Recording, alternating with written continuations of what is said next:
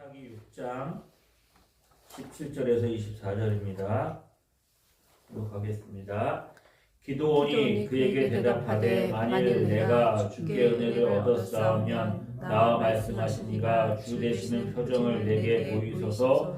내가 예물을 가지고 다시 주께로 와서 그것을 주 앞에 드리기까지 이곳을 떠나지 마시기를 원하나이다 하니 그가 이르되 내가 너 돌아올 때까지 머무르리라 하니라. 기드온이 가서 염소새끼 하나를 준비하고 가루 한 에바로 무교병을 만들고 고기를 솥구리에 담고 국을 양푼에 담아 상수리 나무 아래 그에게로 가져다가 드리매 하나님의 사자가 그에게 이르되 고기와 무교병을 가져다가 이 바위 위에 놓고 국을 부으라 하니 기드온이 그대로 하니라.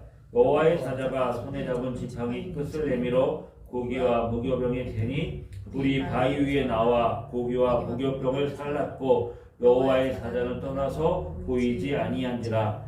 기드온이 그가 여호와의 사자인 줄을 알고 이르되 슬프도소이다. 주 여호와여, 내가 여호와의 사자를 대면하여 보았나이다 하니 여호와께서 그에게 이르시되 너는 안심하라. 두려워하지 말라. 죽지 아니하리라 하시니라. 기드온이 여호와를 위하여 거기 제단을 쌓고 그것을 여호와 샬롬이라 하였더라. 그것이 오늘까지 아비에셀 사람에게 속한 오브라에 있더라. 아멘.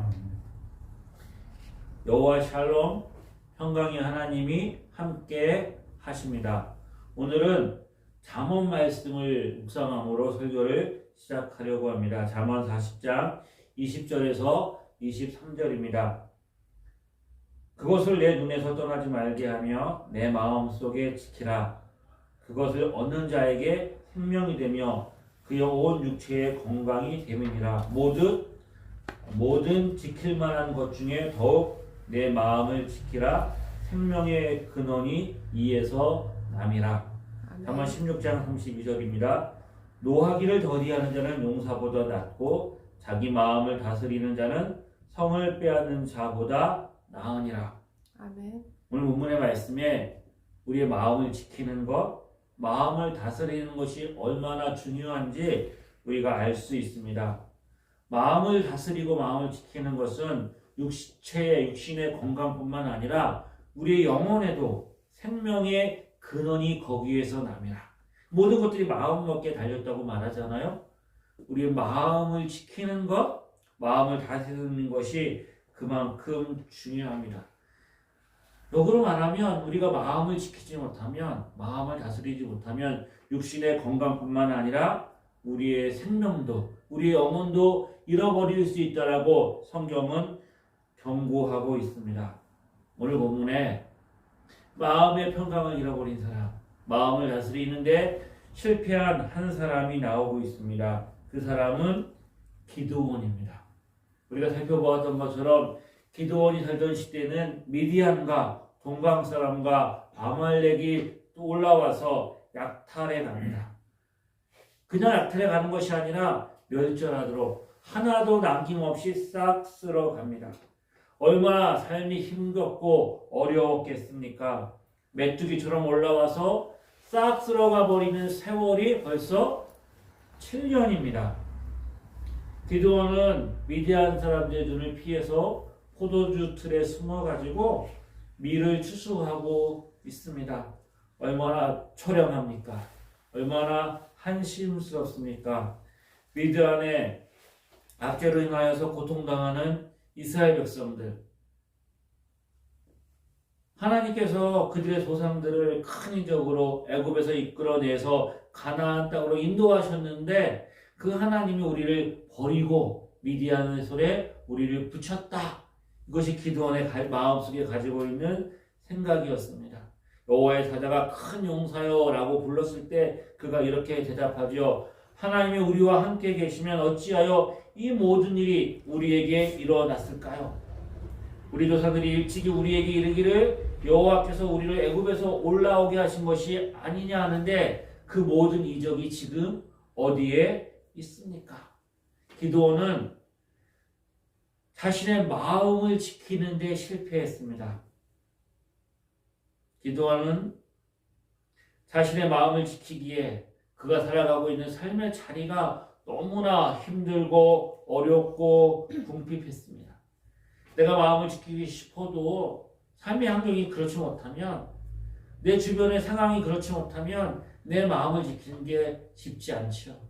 그래도 그것도 그렇듯이 이 기드온도 좀 의지가 강하고 좀 마음이 견고하고 그런 사람이라면 또 자기의 마음을 지키는 것이 좀 수월할 수 있는데, 우리가 성경을 보면 기드온은 또 그런 사람도 아니었습니다.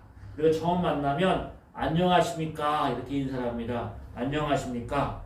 아무 탈 없이 평안하게 잘 지내셨습니까? 안녕하십니까? 라는 의미는 이 성경에 나오는 샬롬, 평안하십니까? 샬롬이라는 의미입니다. 우리가 살아가는 삶의 자리를 돌아보면 녹록하지 않습니다. 전쟁의 소문이 일어나는데 그 전쟁의 소문이 끊임없이 날마다 아까운 생명들이 그 목숨을 잃어가고 있는데, 이 전쟁이 언제 끝날지 아무도 예측할 수가 없습니다. 나라 밖의 사정도 그렇지만 우리가 살아가는 삶의 자리로 쉽지 않습니다. 물가는 오르고 경제는 회복될 기미를 보이지 않고 점점 사람 살아가는 인심은 각박해져 가고, 세상 살아가는 삶의 그것들이 정말 힘들고 어려운 것, 우리 개인의 삶에도 쉬운 일이 하나도 없습니다. 이런 상황 가운데 우리가 마음을 지킨다, 마음을 지키며 살아간다는 것은 정말 어려운 일인 것 같습니다. 마음을 지키지 못할 때 우리에게 나타나는 것은 근심과 두려움입니다. 근심과 두려움과 염려가 생깁니다.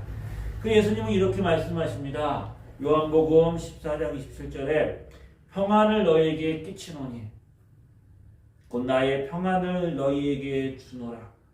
내가 주는 것은 세상이 주는 것과 같지 아니하리라. 너희는 마음에 근심하지도 말고 두려워하지도 말라. 마음에 근심하지도 말고 두려워하지도 말라. 왜요? 주님이 우리 가운데 평안을, 샬롬을 주시기 때문입니다. 평안을 너희에게 끼치노니.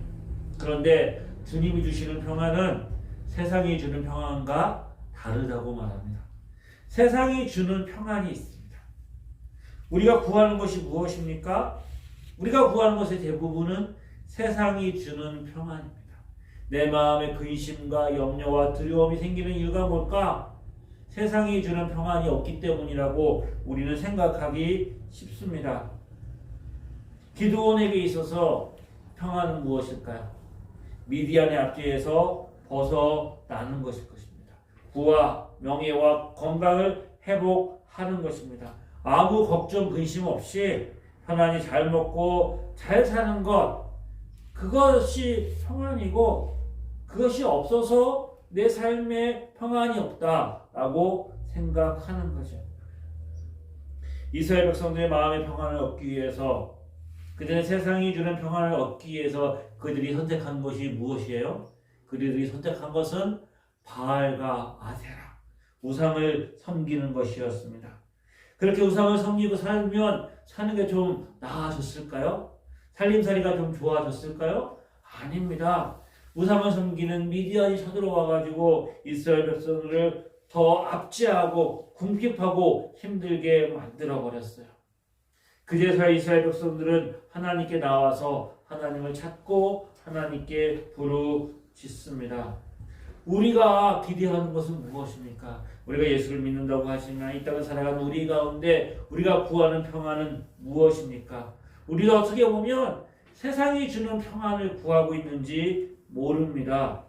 예수 믿으면 삶의 환경이 좀 나아지고 문제가 해결되어지고 내 삶이 이 땅에서 좀 평안하고 안전하게 살아갈 수 있는 것, 그것을 누리면 내가 평안을 얻을 수 있고 내 삶의 문제는 세상이 주는 평안이 없기 때문이야 라고 생각하면서 우리는 여전히 주님 앞에 나와서 주님 내 마음에 평안을 주세요 라고 구하는데, 그 평안은 아마도 세상이 주는 평안일지 모르겠습니다. 내 삶의 문제가 해결되고 복받고 건강도 나아지고 먹고 사는 문제가 없이 평안한 세상을 우리가 꿈꾸고 있는지 모르겠습니다. 그러나 문제는 주님 말씀하시기에 우리의 삶의 문제는 세상이 주는 평안이 없기 때문이 아니라는 것입니다. 뭐가 문제예요? 주님이 주시는 평안이 없는 것입니다. 우리가 세상이 주는 모든 것을 다 가지고 있다고 하더라도 주님이 주시는 평안함이 없으면 우리 마음을 흔드는 근심과 염려와 두려움을 이길 수가 없습니다. 사단이 예수님이 시험할 때 천하만국의 영광을 다 보여줍니다. 나한테 절하면 내가 너에게 이게 줄게 라고 말하지요. 세상이 주는 평안을, 세상이 주는 모든 것을 다 가지고 있다고 할지라도 우리가 하나님 앞에 예배하고 경배하는 삶이 없이 세상의 우상에게 경배하고 예배하고 마음을 빼앗긴다면 그게 아무것도 아닌 것입니다. 주님 그것을 아시기에 오직 내가 하나님만 예배하고 하나님께 경배하겠다고 말씀하시지요. 우리 세상과 우리에게 세상의 것이 없기 때문에 평안함이 없다라고 생각합니다. 그러면 세상에 있는 모든 것들이 우리에게 주어지면 걱정과 근심과 염려가 없어지게 될까요? 세상에 있는 모든 것들을 내가 다 가지고 있고 내가 내 마음대로 모든 것을 다 할 수 있으면 정말 그런 것들이 사라질까요? 근데 결론은 문제는 우리가 그럴 수 없다는 것입니다. 세상에 있는 모든 것을 내가 다 가질 수도 없고 내 마음대로 모든 것들을 다 할 수도 없는 거예요. 강대국인 미국 대통령도 자기 마음대로 할 수 없는 게 있어요. 이스라엘과 팔레스타인 전쟁이 벌어져가지고 깜짝 놀래가 바이든이 예루살렘에 갔잖아요. 예루살렘을 갔는데 가서도 자기 마음대로 할 수 있는 게 아니에요. 말을 안 듣는데 어떻게 하겠어요? 말을 안 들어요. 강국의 대통령조차도 자기 마음대로 할 수 있는 일이 없는 거예요. 이 땅의 모든 것을 다 가지고 자기 마음대로 할 수 있는 것은 오로지 하나님 한 분밖에 없어요. 그래서 끊임없이 인간들은 하나님이 되고 싶어 하는 거예요. 신이 되고 싶어 하는 거예요. 그러면 평안을 얻을 수 있다라고 착각하는 거죠. 그런데 성경이 말하는 것은 평강이 어디에 있다고요? 하나님께 있습니다. 하나님은 평강의 하나님이십니다. 넘어서 15장 33절 평강의 하나님께서 너희 모든 사람과 함께 계실지어다. 평강의 하나님이. 넘어서 16장 20절 평강의 하나님께서 속히 사단을 너희 발 아래 상하게 하시리니 우리 주 예수의 은혜가 너희에게 있을지어다. 평강의 하나님. 데살로니가전서 5장 23절 평강의 하나님이 친히 너희를 온전하고 거룩하게 하시고 또 너희 온 영혼과 혼과 몸을 우리 주 예수 그리스도께서 강림하실 때까지 흠없게 보존되기를 원하노라. 너희 영과 혼과 몸이 평강의 하나님이 보존하시기를 원하노라. 우리 하나님이 어떤 하나님이라고요? 평강의 하나님이십니다. 샬롬의 하나님이세요. 평강의 하나님이 두려움과 근심과 염려 가운데 평강을 잃어버린 자기의 마음을 지키는데 실패한 기드온을 찾아오십니다. 그 하나님이 오늘 저와 여러분을 찾아오시고 우리와 함께 하십니다. 기드온을 향하여서 뭐라고 부르셨다고요? 큰 용사라고 부르셨습니다. 반드시 내가 너와 함께 할 것이다. 너의 손으로 미디안의 손에서 이스라엘을 구원할 것이다. 너를 보낸 것이 내가 아니냐. 기드온이 이제 하나님의 사자를 만나고 하나님의 음성을 듣습니다. 이 기드온의 중요한 건 뭐예요? 정말로 나에게 말씀하시는 이분이 하나님의 사자가 맞는지 안 맞는지 이제 확인을 해야 되잖아요. 그래서 기드온이 잠깐만 기다려보세요. 일단은 기드온이 그 하나님의 사자에게 예물을 바치기로 결심합니다. 집으로 돌아가가지고 염소 새끼도 잡고 무교병을 만들고 국을 가지고 와가지고 이제 여호와의 사자를 대접합니다. 이것은 마치 아브라함이 하나님의 사자가 왔을 때 그 하나님의 사자를 대접했던 장면을 떠오르게 하지요. 그러니까 기드온이 가지고 온 것이 재물이 아닙니다. 고기를 잡고 떡을 만들고 뭘 가지고 왔어요? 국을 가지고 왔거든요. 국을. 그러니까 먹을 것을 대접하고 난 다음에 우리도 이제 뭐 대접하고 난 다음에 그 다음 내가 필요한 것을 구하든지 뭐 이런 또 마음이 있겠죠. 그런데 이제 그 여호와의 사자가 바위 위에 고기와 무교병을 올려놓고 거기에 국을 부으라고 말합니다. 기드온이 여호와의 사자의 말에 따라서 그렇게 행하지요. 여호와의 사자가 지팡이 끝을 예물에 대니 어떻게 됐다고요? 반석에서 불이 나와서 그 예물이 뭐가 되었습니까? 제물이 되었습니다. 이 장면은 엘리야가 갈멜산에서 바알과 아세라 선지자들과 싸웠을 때에 제단 위에 물을 부었고 하늘에서 불이 내리는 장면, 하나님의 임재의 장면을 우리가 생각나게 합니다. 그리고 여호와의 사자가 떠났습니다. 기드온은 자기가 그곳에서 만난 분이 하나님의 사자인 것을 알고 두려움에 휩싸였습니다. 그러자 하나님이 기드온에게 말씀하십니다. 너는 안심하라, 두려워하지 말라, 죽지 아니하리라. 하나님을 만나고 경험했던 기드온이 그곳의 이름을 뭐라고 불렀다고요? 거기에 제단을 여호와 샬롬이라고 불렀습니다. 여호와 샬롬, 평강의 하나님이, 나와 함께 하시는 하나님은 평강의 하나님. 놀랍게도 다른 이름이 많이 있을 텐데 그곳에서요 기드온이 경험한 하나님은 평강의 하나님입니다. 염려와 근심과 걱정에 휩싸였던 기드온에게 놀랍게도 하나님의 평강이 임했습니다. 그의 마음과 생각을 하나님이 지켜주신 것입니다. 우리 생각하죠. 기드온에게 그의 마음의 평강을 잃어버린 그 원인은 미디안 때문이야. 저 원수들 때문이야. 미디안 때문이야 라고 우리는 생각하는데 하나님은 내 마음의 평강을 잃어버린 이유는 내 안에 하나님이 계시지 않기 때문이다. 하나님을 향하여 불신하고 원망하고 불평하는 그것, 하나님 우리를 버리시고 미디안의 손에 우리를 팔아버리셨다. 하나님 어떻게 그렇게 하실 수 있으십니까? 나는 하나님과 불화하는, 하나님과 관계 속에서 평화가 없는 그것이 1차적인 문제다. 하나님과의 관계가 깨어져서 하나님이 주신 평강을 잃어버리니까 그 다음에는 걷잡을 수가 없는 거죠. 하나님이 그에게 나타나셔서 연약하고 부족한 기드온에게 하나님의 평강을 부어 주셨습니다.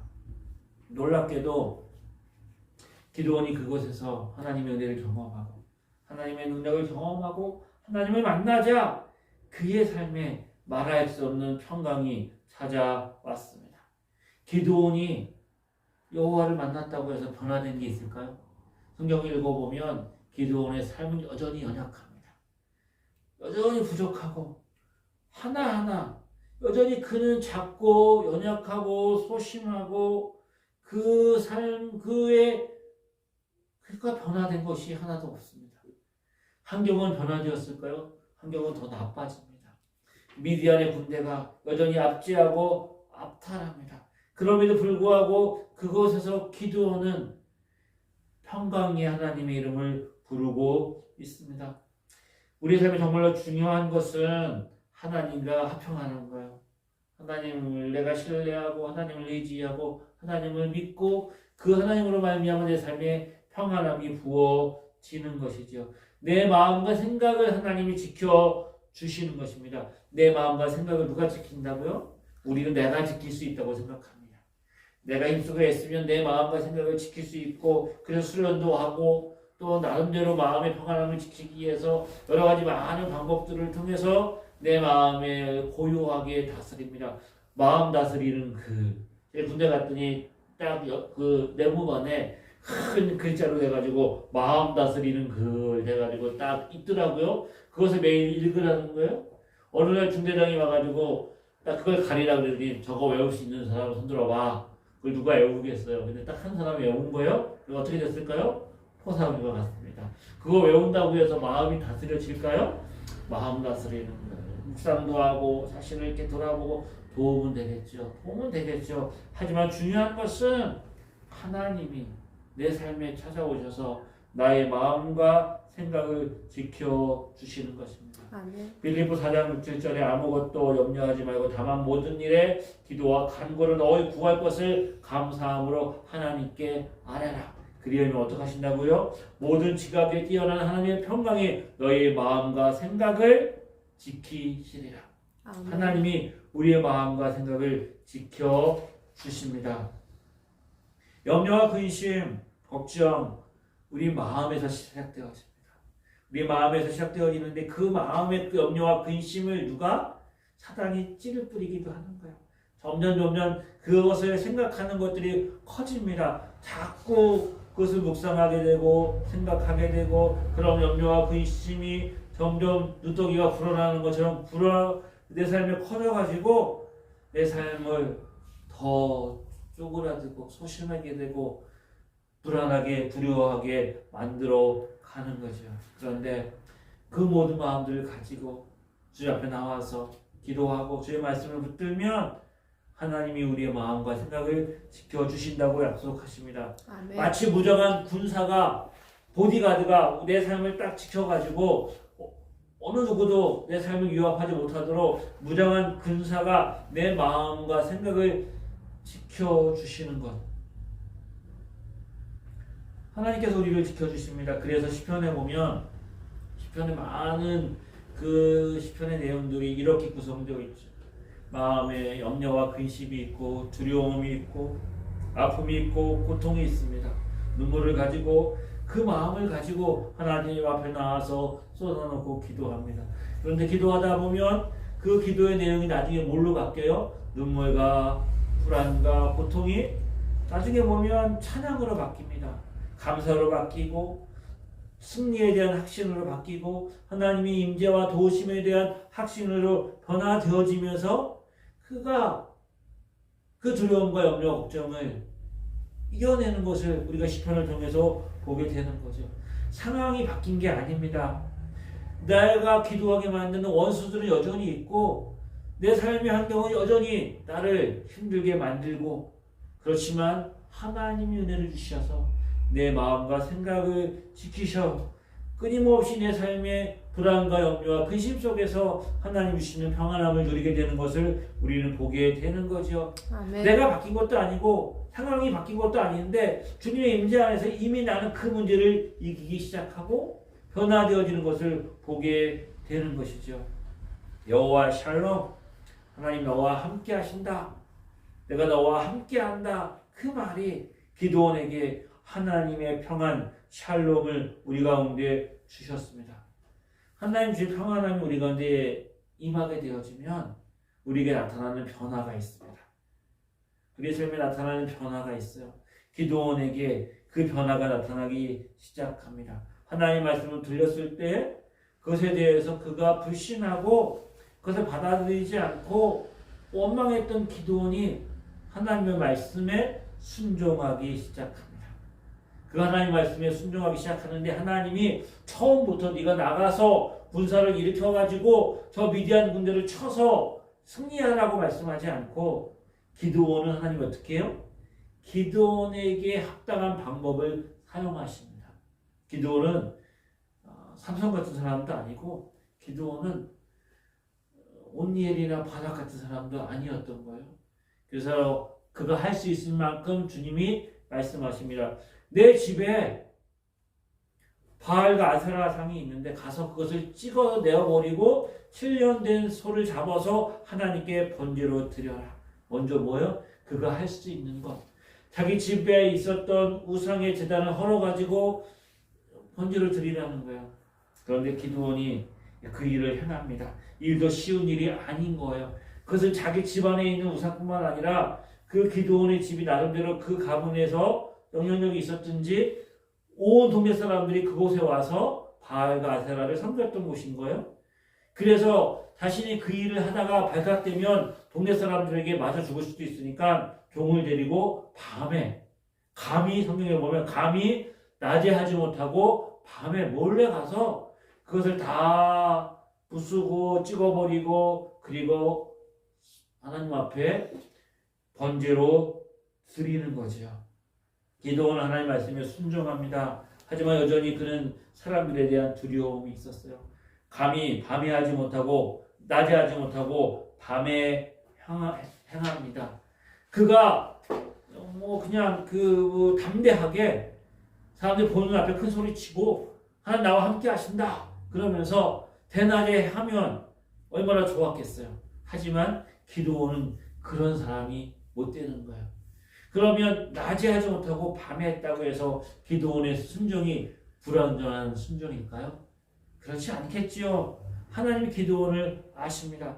사람이 날이 밝았습니다. 이 날이 밝아가지고 어떻게 해요? 와봤더니 아세라와 바알의 제단이 무너지고 누가 그것을 가지고 번제를 하나님 앞에 제사를 드린 거예요. 누가 이랬냐? 마을이 발칵 뒤집어졌습니다. 수송을 하고 났더니 기도원이 했다는 거예요. 사람들이 기도원의 집에 몰려옵니다. 기도원의 아버지에게 와가지고 기도를 내놓으라고 말합니다. 그가 바알과 아세라 상을 찍었다. 그는 죽을 일을 행했다. 죽이겠다는 거죠. 그랬더니 기도원의 아버지가 뭐라고 말합니까? 너희가 지금 바알과 다투겠느냐?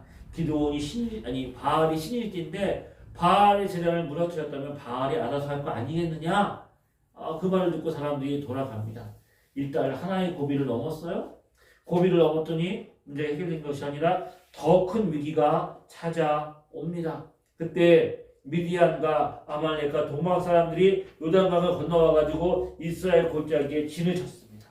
또 약탈하러 올라온 거죠. 그래서 하나님이 말씀하십니다. 이제 군대를 모아라. 기도원이 나팔을 불렀어요. 나팔을 불었더니 동네 사람들, 아비에셀 사람들이 먼저 모여들고 그 다음에 그가 속했던 므낫세 지파 사람들이 모여들고 또 사람들이 모여들기 시작합니다. 그래서 모여든 사람들이 32,000명입니다. 32,000명이 모여들었습니다. 그런데 그 이스라엘 골짜기에 진을 치고 있는 미디안과 연합군들은 135,000입니다. 135,000 대 32,000 숫자로 비교가 되지 않겠죠. 무장이나 그것들로 보면 또 상대가 안 됐겠죠. 기도원의 마음속에 두려움이 생깁니다. 그래서 우리가 잘 아는 뭐래요? 양털을 가지고 하나님을 시험하죠. 징표를 구합니다. 하나님이 양털에 이슬이 내리고 아니면 하나님이 온 천지에 이슬이 내리지만 양털만 뽀송뽀송하게 해주세요. 하나님에게 꼭 징표를 구하는 거죠. 하나님의 징표를 구합니다. 여전히 기도원은 그 마음속에 그것을 하나님 말씀에 순종해서 나가서 승리를 쟁취할 만큼 확실한 그 믿음과 용기를 가지고 있지 못했어요. 하지만 하나님이 그런 기도원을 아십니다. 아시고 기도원의 요구를 들어주십니다. 그럼에도 불구하고 기도원은 그 앞에 성경의 삶과 기도원의 마음이 주저하고 또 여전히 하나님 앞에 묻고 또 하나님 앞에 그렇게 또 징표를 구하고 하지만 하나하나 순종합니다. 32,000명이 모였어요. 135,000과 싸우기에는 부족해요. 근데 하나님께서 그 중에 두려워하는 자를 떠나 보내라. 그래서 기도원이 말하죠. 너희 중에 두려워하는 사람 떠나라 그랬더니 어떻게 했어요? 10,000명만 남고 22,000명이 떠납니다. 10,000명만 남았어요. 그 22,000명 떠나보내는 게 쉬운 일이겠습니까? 하지만 하나님이 그렇게 하라고 했더니 떠나보내는 거예요. 그리고 난 다음에 하나님 뭐라고 말씀하세요? 저한테 시냇가에 가서 물을 먹어보라 그래라. 그랬더니 물 먹을 때 그냥 허겁지겁 먹은 사람이 몇 명이었습니까? 97,000명. 9,700명. 그런데 물을 그리고 자루를 살펴서 먹은 사람이 3,000명이라는 거예요. 그런데 하나님 뭐라고 말씀하세요? 300명만 남기고 보내라. 이 일은 쉽겠습니까? 하지만 기도원이 그 말에 순종합니다. 어떻게 전쟁을 앞두고 군대들을 돌려보낼 수 있을까? 그런 결단을 할 수 있을까? 하나님 그의 마음과 생각을 지켜주셨기 때문입니다. 아멘. 모든 지각 위에 뛰어난 하나님의 평강이 너희 마음과 생각을 지키시리라. 하나님이 우리의 마음의 평강을 주시면 그 평강은 뭐라고요? 모든 지각 위에 뛰어난 하나님의 평강입니다. 세상이 주는 평강과 같지 않습니다. 하나님 주시는 평강은 모든 지각 위에 뛰어난 평강입니다. 우리가 상상할 수 없는, 우리가 생각할 수 없는 정말 우리가 측량하고 예측할 수 없는 하나님의 은혜가 우리 가운데 부어지는 거예요. 그러니까 세상 사람들이 이해하지 못하는 거예요. 세상 사람들은 그 평강을 모르는 거예요. 세상이 주는 평강이 없는데 저 집에 돈도 없고 저 집에 염려와 걱정거리가 있고 저 집에 아픈 사람도 있고 저 집에 문제가 많은데 근데 그들은 세상이 주는 평강이 분명히 저 집에 없는데 우리가 다른 거예요. 감사가 있고 여유가 있고 평안함이 있고 뭔가 그의 삶 가운데 소망이 있어 보이고 그들 가운데 없는 세상이 주는 평강이 줄 수 없는 하나님 주시는 평강이 그 마음과 생각을 지키고 있는 거죠. 그 세상이 주는 평강이 우리 안에 있을 때에 그때 비로소 이 세상이 주는 평강을 가지고 그것이 작은 것이라고 할지라도 그 작은 것을 통해서 하나님이 오병이어의 기적을 일으키는 것을 경험하게 하시는 거예요. 오병이어의 기적. 7년 동안 아니 우리 인생 가운데 여러 가지 많은 어려움과 시험이 있음에도 불구하고 피할 길을 주셔서 능히 감당하게 하시는 하나님의 은혜를 우리가 경험하게 되는 거죠. 너희는 마음에 근심하지 말라. 하나님을 믿으니 또 나를 믿으라. 너희는 마음에 근심하지 말라. 근심과 염려와 걱정과 두려움을 이기는 힘은 뭐라고요? 하나님을 믿으니 나를 믿으니 하나님을 믿으니 또 나를 믿으라. 바로 믿음입니다. 누가 이런 말을 할 수 있을까요? 근심과 염려와 걱정 위에 쌓인 자들에게 너희 근심과 염려 걱정하지 말고 나를 믿어. 나만 믿어. 그럼 너희가 너에게 평안을 줄 거라 말씀하시는 분 오직 예수 그리스도밖에 없습니다. 아멘. 그래서 끊임없이 우리에게 염려하지 말라, 근심하지 말라, 두려워하지 말라, 하나님을 믿으라고 말합니다. 하나님을 믿으라. 하나님을 믿어라. 이 믿음으로 너희가 염려와 걱정과 근심과 두려움을 이길 수 있다라고 말합니다. 하나님이 사람을 부르시고 택하셔서 사용하시는 방법은 다양합니다. 많은 사사들이 등장하지만 사사들도 다 하나님 다양하게 부르십니다. 온니엘처럼 단번에 그가 일어나서 적과 싸우는 사람도 있습니다. 바락처럼 그가 나가서 싸울 용기가 부족하지만 그래서 그 용사처럼 나가서 싸우는 사람이 있어요. 하지만 기드온처럼 근데 우리 대부분 우리가 바락이나 드보라나 삼손이나 또 이런 온니엘 같은 사사들을 우리가 바라보지만 우리가 심정적으로 우리가 많은 믿음의 조상들 중에 야곱을 좀 우리가 그렇게 친근하게 느끼는 것처럼 이 기드온을 바라보면 우리는 기드온 300용사에 너무 꽂혀 있어요. 기드온 300용사, 기드온이 300용사를 가지고 미디안 군사와 싸워서 승리했다. 기드온 300용사. 하지만 기드온 300용사 내면에는 우리와 똑같이 연약하고 우리가 똑같이 두려워하고 우리가 똑같이 한 걸음 한 걸음 하나님의 인도하심을 따라 순종하고 그곳에서 또 하나님께 묻고 하나님께 확인하고 또 하나님 주시면 내가 주시는 만큼 또 한 걸음 순종해서 믿음으로 나아가고 그러면서 하나님 주신 그 사역을 감당하고 사명을 감당하는 하나님은 그렇게 기드온도 사용해서 쓰십니다. 아멘. 그런데 모든 하나님의 사람들의 특징 다 하나님이 그들을 사용하시고 들어 쓰시고 그들을 인도하시는 방법은 다르지만 그들에게 있는 동일한 특징은 바로 하나님을 믿는 믿음입니다. 그 믿음이 주는 하나님이 그의 마음과 생각을 지키시는 여호와 샬롬 평강이 그들 안에 있는 거예요.